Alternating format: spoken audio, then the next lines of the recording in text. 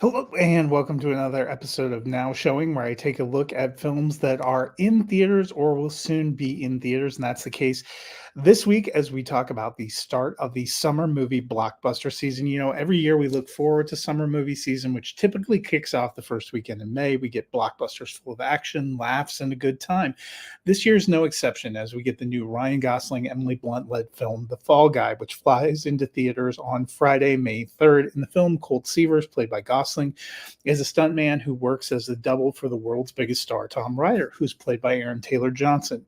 He's also got something going with a camera operator named Jody, played by Emily Blunt, but it all kind of goes sideways when a stunt goes wrong and Cole gets hurt. Flash forward 18 months, and Cole has recovered physically, but he's still not back to himself. He's living somewhat in hiding as a valet. He's cut himself off from his former life and from those he cared about.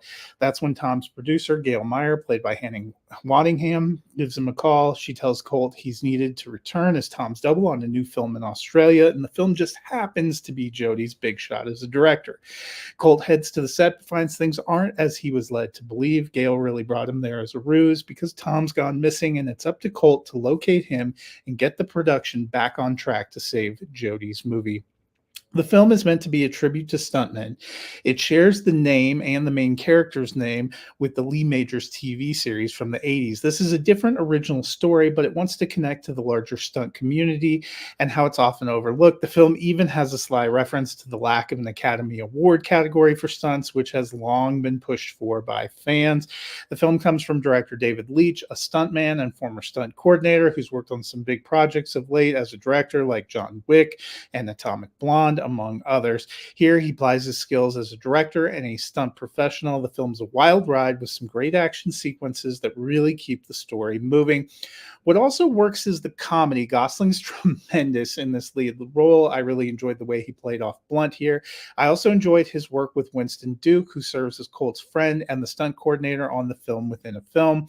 We get some other fun performers in minor roles too, including Stephanie Sue, Teresa Palmer, and Jason Momoa. Everyone's having fun, and that adds to the enjoyment in this production. When it comes to summer, you're looking for a good time with some big spectacle. This film provides all that. The middle section feels a little slow and maybe a bit protracted, but the setup works and the third act delivers. This, to me, was a great way to kick off the summer season. The film opens wide in theaters on Friday. I'm giving it 3.5 stars. I recommend you go check it out. I am so grateful that the summer movie season is here. I hope you guys enjoy this one. If you want to keep up with everything I'm watching, you can follow me on Letterboxd at Nighthawk7734. Until then, have a great weekend.